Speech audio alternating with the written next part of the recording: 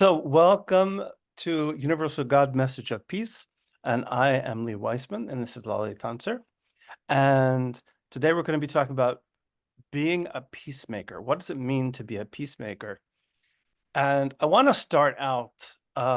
Lale sent me a picture the other day of her dog, Coco, who you can see back there, resting very happily, hanging out with a cat.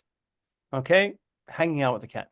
Now, ever since the internet blew up and became a thing, pictures of random different kinds of animals hanging out with each other has become a thing. So I remember very early in the internet, it was like, kangaroo playing with a puppy, right? A kangaroo playing with a puppy, or a crow befriending a leopard.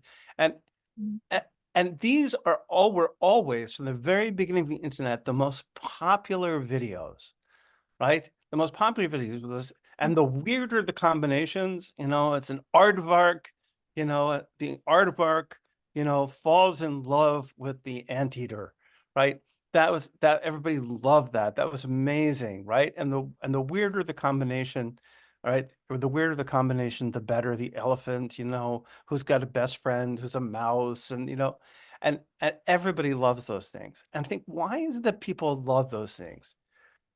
I think there is inside of us this deep longing for peace. We long for a world in which things which are very, very, very different from one another are able to get along. It makes us feel good to see that. Like it's now, what's amazing is that we may not feel that way about our neighbors, right? If we see our, if we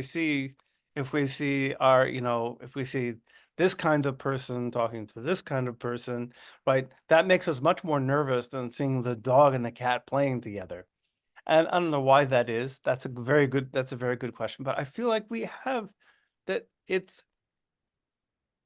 there's something inside of us. There's something inside of us that says that when we see peace in the world, it gives us a sense of satisfaction. So I think that's a good place to begin.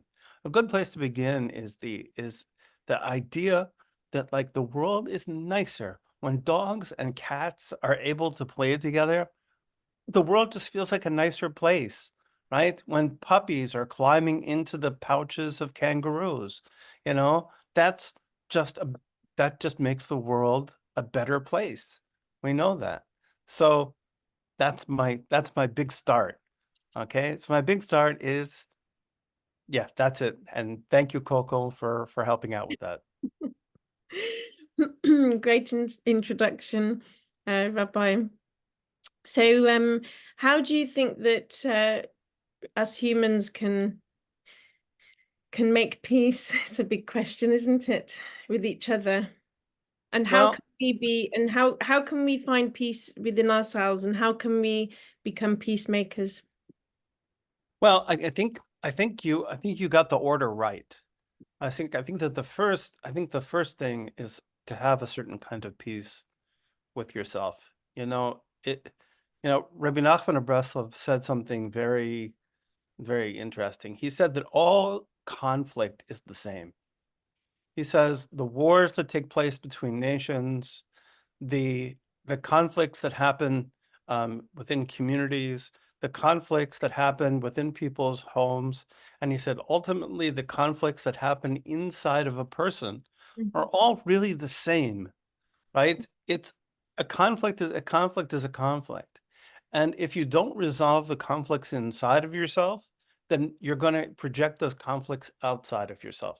Mhm. If you're constantly at war inside, then that war is going to find itself manifesting in your relationships. It's going to be manifesting in the way that you deal with people, and just like the rock thrown into the pool, the ripples of that are going to extend and extend and extend and grow wider and wider and wider. So a first step is really to address one's own inner conflicts, and at least be aware that they're there. Mhm. Um, and to try your best to find some kind of uh inner peace, or at least, you know, sometimes peace is not possible, but ceasefire is, right? So at least to find a relative peace inside of yourself, and that could be projected out. I think that's a good first step. And a good second step, a good second step is to try to get your ego out of the way. I think a lot of the times what keeps us from being able to make peace is that instead of being peacemakers and mediators, we're kind of investing our ego in Mhm. the process. The more we're able to kind of step aside and say, okay, like my job here is to help there to be peace between Coco and the kitten, you know, is uh it's possible. It becomes possible to do that. So I think those are a couple of good steps. Okay, so if you could give us five practical ways of finding inner peace, what would they be? And then my next question is if you could give us five practical ways of making peace between others, how would that be? Well, So the let's second start. one, the second one seems so much easier than the first, because the first, I think it's very individual, because it really depends on what the nature of your depends on what the nature of your kind of inner conflicts. I think the first thing, I think the first thing is to make time, right? Is to make that a priority, right? I mean, you have to put that on your schedule, right? How many people actually have a kind of meditation, self-examination time on their schedule as being, something that they do on a regular basis, just to check in with themselves, and um and to kind of like deal with their inner conflicts, even to pay attention to them, to know that they're experiencing them, is already a huge thing. A second thing um would be really to talk to a friend, right? One of the things it's important to have like a touch point, to have people who you can talk to, and you can say, this is what I'm experiencing, these are the conflicts I'm experiencing, and to be able to accept the influence of other people Mhm. in a positive way, because very often what goes on in our head, the story that we tell ourselves, um, we keep telling ourselves the same story, and somebody else can listen to it, and all of a sudden they hear something very different, and that can be very healthy. Um, excuse me, my voice. Excuse me. There we go. I found myself again. Um, a another way of looking at it, Mhm.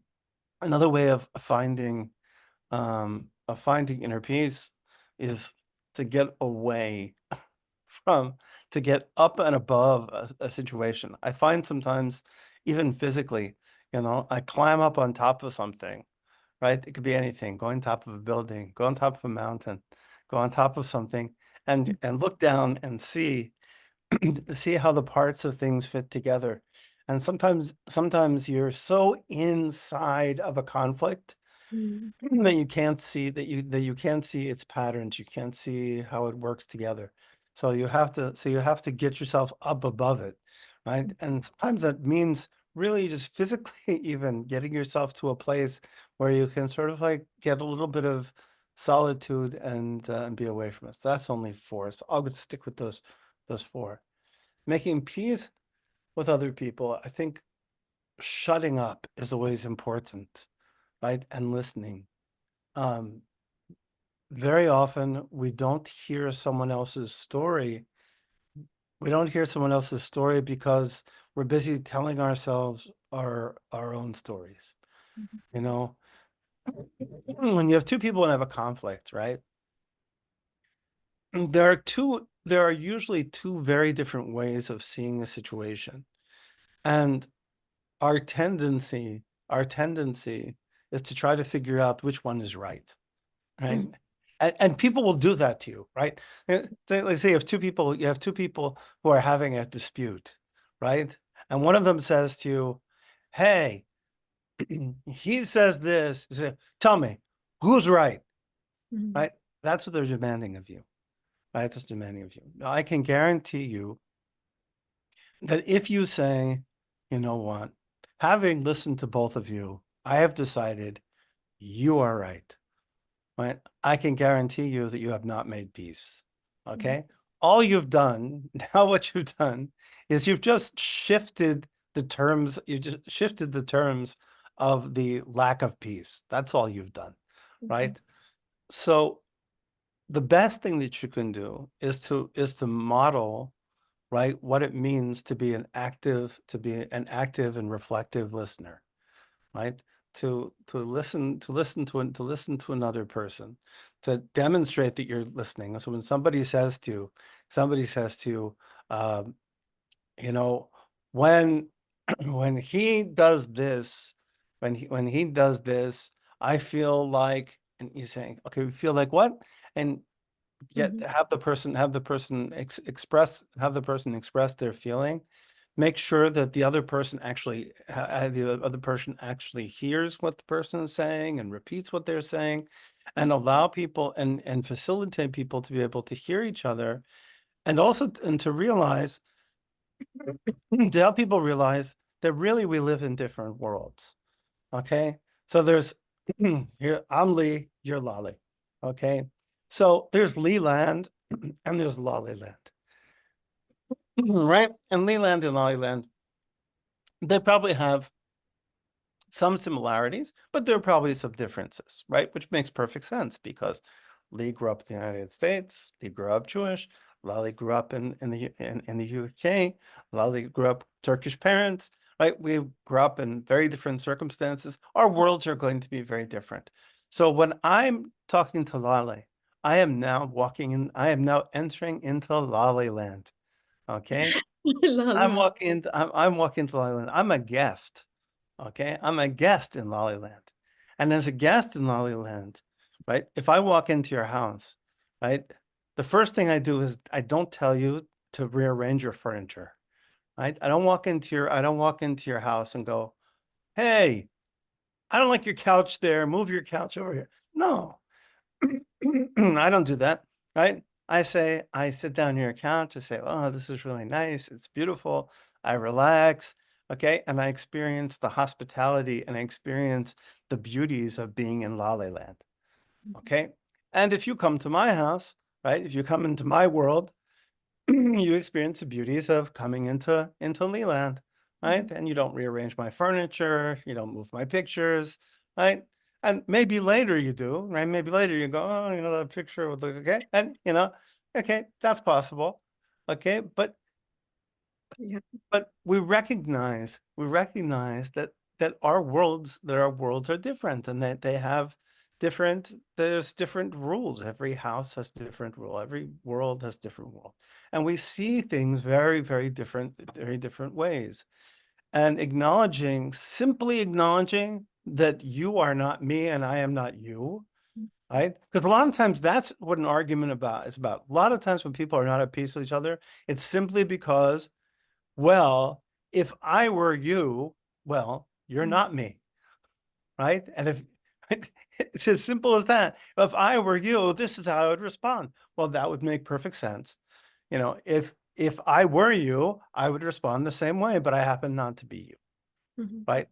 And just simply being able to realize that this person who in front of you is not you and comes with completely different experiences and the very same thing the very same thing um, that may feel very important to you, doesn't feel important to me. And on the contrary, something which is very important to me, not feel important to you, and for entirely different reasons, right? For entirely different reasons. You know, there are people who love to have towels folded a certain way. You Mm. know, they love their towels folded a certain way. And there may be all sorts of reasons for that. Maybe their grandparents folded towels that way, you know, and it reminds them of the order of childhood, and it's very comforting. And while that may be meaningless, it's meaningful in their world. In their world, that's very meaningful, you Yeah. know.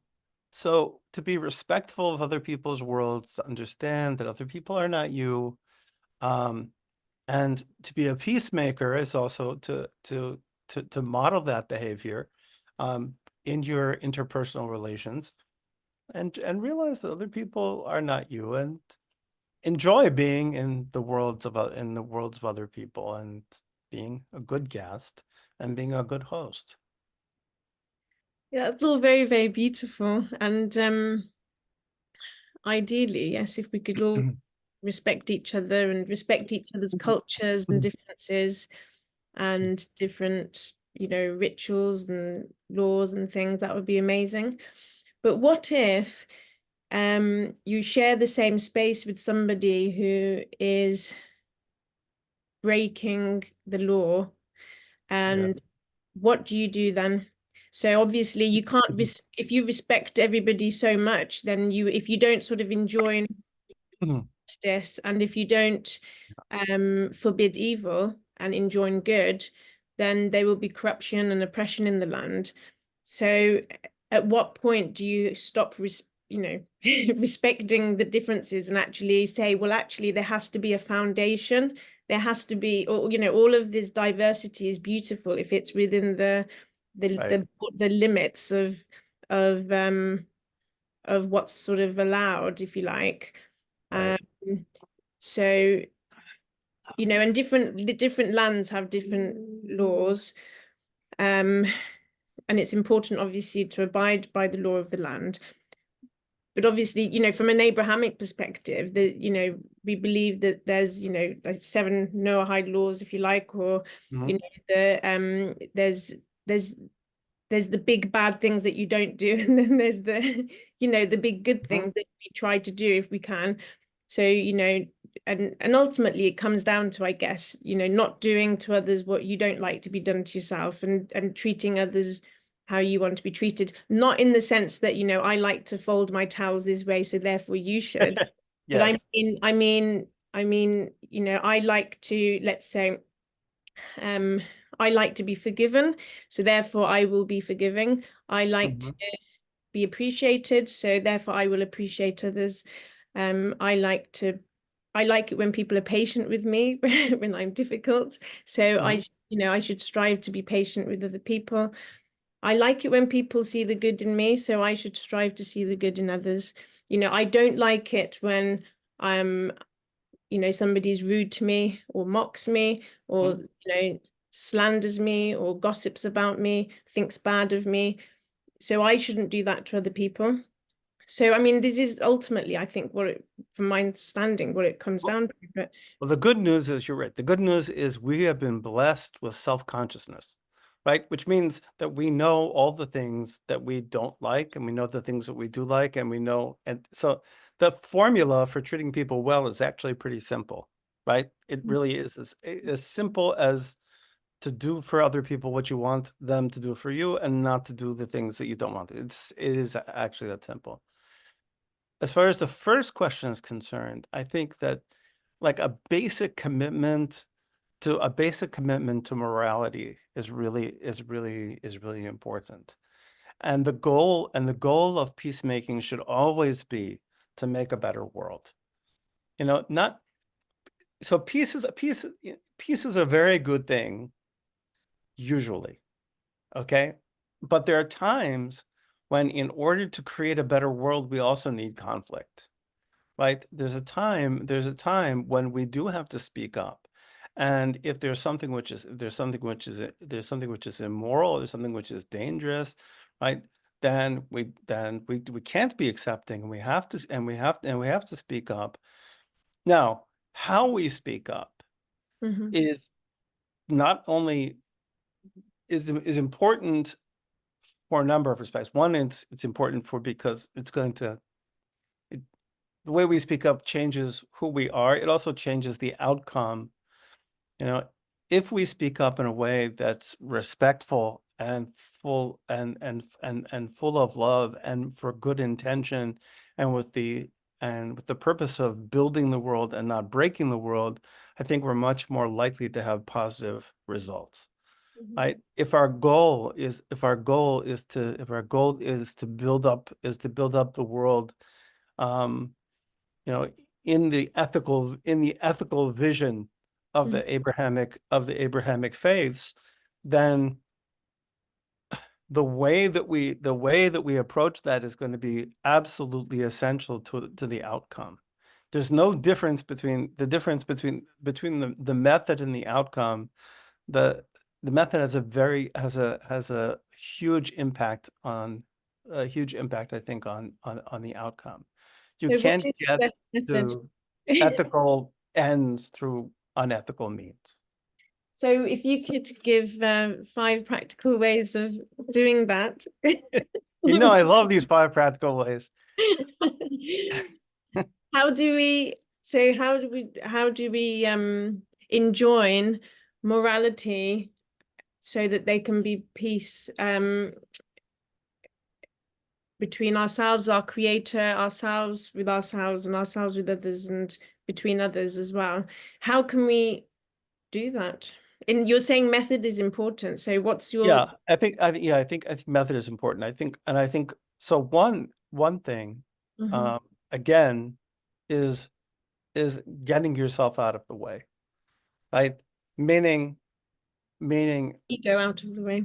right? Getting your ego out of the way, right? Even if it means, you know, there's a Jewish custom, you know, uh, of saying what L'Shem Yichud, this is for the purpose of uniting God's name, or if you say Bismillah, whatever it is that you need to do to get yourself focused and say, okay, what is my intention here? My intention here is not to win. My intention here is not to win. My intention here is to create a new situation and to make this and to make other people better, right?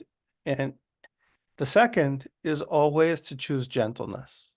Mhm. Um, if you And have sorry, very just rarely, you know, I think that there is a place for ferocity in this world. Okay. Mhm. Sometimes we have to be ferocious, but those moments are very rare. Those moments are very rare. 9 out of 10 times, gentleness will accomplish more than ferocity. Mhm. And so harshness is a much more dangerous route. Okay. And if you can possibly avoid harshness, you should avoid it. You should avoid it because in general, it does more harm than it does good. So avoid harshness Mhm. and choose gentleness. Always address what somebody does and not who they are. Mhm. You know, too often, you know, there's a big difference between saying, you know, you really shouldn't have taken that money. You really shouldn't have taken that money. And says, and you are a greedy thief. Right? Those are two very different things. One is talking about something that a person did and that can now be corrected. And the other is a condemnation of the person themselves and a definition of the person themselves. And those are two very different things. So address what a person does and not who they are, and recognize that a person is not certainly not defined by the bad things that they do. If anything, they're defined by the good things they do, and they're certainly not defined by the worst thing that they ever did. Right? So, you know, so often some some poor guy did some, you know, terrible, you know, he went to jail, right? And for the rest of his life, he becomes, oh yeah, that guy who went to jail. right? Mhm. As if that becomes his identity, right? And so therefore, that, and then he carries that around forever, and that's not and that's not fair. That's not fair at all. Um, and lastly, and lastly, it's it's it's to remain is really to remain centered as much as possible. You know, that the keeping your cool. And I don't mean cool as in dispassion. Okay, because it's totally okay. It's totally okay to be passionate. Okay, it's that's part of life, right? Nobody wants, we're not zombies, and we should never be zombies. We should, live life with emotion and passion and verve and joie de vivre and all those things. Um, when you're dealing with an ethical situation, it's always good not to panic. It's Mhm. always good not to panic, right? Don't catastrophize, right? Don't catastrophize. Don't make slippery slope arguments, make things worse than they are. It is it is a situation, keep it as it is. Don't worry about the worst case scenario, because that's not your business. You can't possibly know that. Just deal with the situation uh, as it is, right? As it is, and try to correct it in the most gentle possible way, and in the most practical way, right? You have to give people a direction to go. It's not it's not healthy to tell people what they shouldn't do. It's Mhm. much more healthy to tell people what they can do, right? Saying, say, you shouldn't do this, you shouldn't do that. When you do that, people shut down, right? All those no, no, no, no, no's, right? It's like the poor dog, right? There's a story. Somebody, I saw it was a New Yorker cartoon many years ago. New Yorker being like a publication that's famous for its like clever cartoons. Um, and there was and two dogs meet, and one of them says, "What's your name?" He says, "My name is Fifi." He says, "What's your name?" He says, "No, no, no, bad dog." That's right. And a lot of people, when it's all they hear is "no, no, bad dog," right? And that's not a way to deal with people. So instead of giving this and saying, "No, no, no, no, no, don't do that," is offer the suggestion of saying, great intention. Let me offer you, or better yet, model for you a Mhm. a better, more compassionate way of doing this. So Amazing. Thank you. I think there were four or five in there. I don't know. I can't count. Thank you so So, much. Um, I agree, modeling for each other is very good. And I think if we try our best to practice what we preach as much as possible, that's good. Because otherwise the power of our words is lost, isn't it? And so we should always start with ourselves, really. and And nobody cared. Nobody cares what you. I got a message from a student yesterday who's now Mhm. uh, 35 years old, and she's a therapist. Um, Shout out to Kaylin if she sees this. Um, and I'm sure she remembers nothing that I taught her. I'm sure she remembers absolutely nothing. But what she remembers like who I was, and that I did talk to her, and that you know that she probably remembers our interactions in the hallway more than she remembers what happened in the classroom, because what people really know from you is who you are and what you model for them, not so much what you say. Um, Most important thing, isn't it? yeah. It's like it's not enough to say I love you. You have to show somebody you love them, and that's Right. what wants really. Right. I If you say I love you, I love you, I love you, I love you all day, it's very nice. But I saw a TikTok video the other day where this guy he turns to the woman, he says, "I love you," and she says, "I love you. Where is this love?" And she opens up her purse. She goes, "Where is it? I don't see it. I don't see it. Where is this? Where's this love? I hear the words, but I don't see it. And of course that's Exactly. And other people might have a different way of interpreting love than we do. So that's something always we should try to be aware of. And that involves talking and listening to what their wants are. So if they like their towels to be folded one way, then I think to make peace, we need to sacrifice as well our, like you said, move ourselves out of the way, our ego. And instead of, I think if the more we think about what do I intend? Why am I thinking what I think? Why am I speaking the way I do? And why do I behave the way I do? Is it to suit my own agenda, to gain something from it, or is it to serve other people and or to serve my creator? Because my understanding is that that's what my creator would want me to do.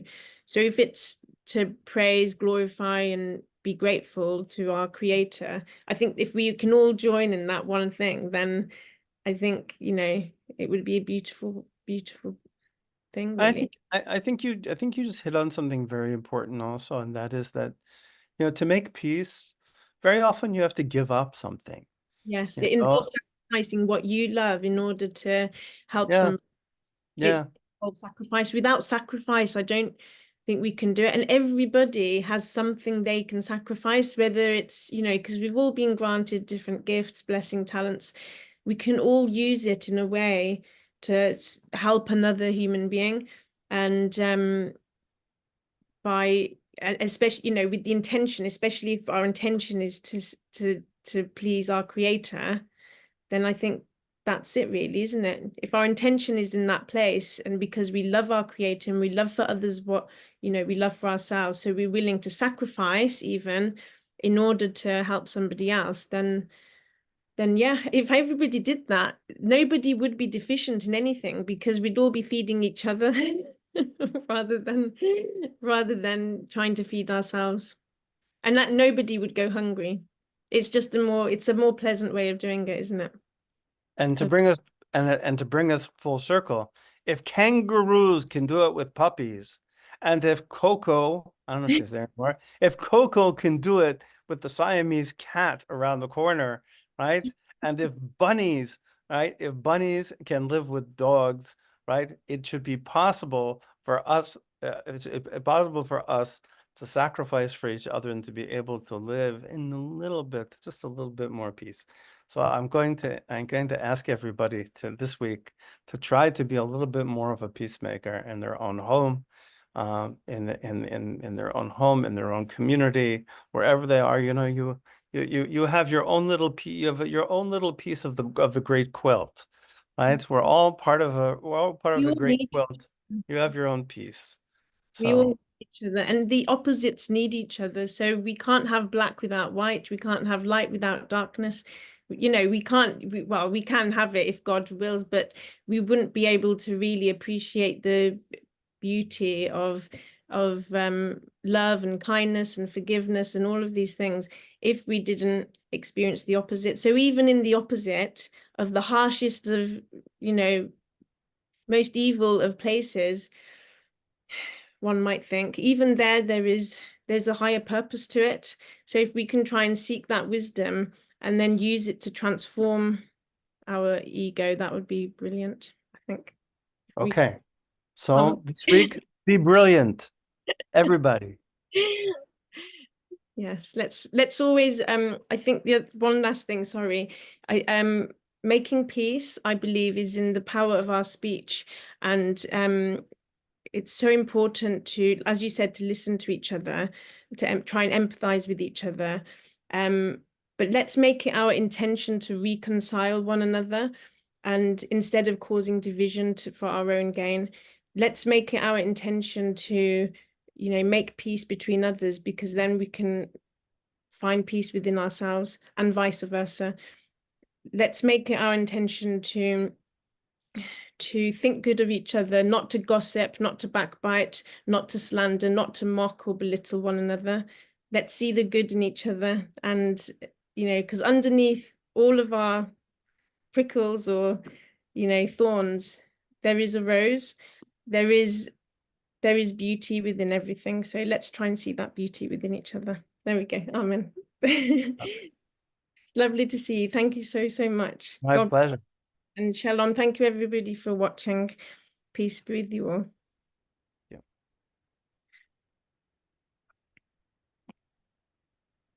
Okay.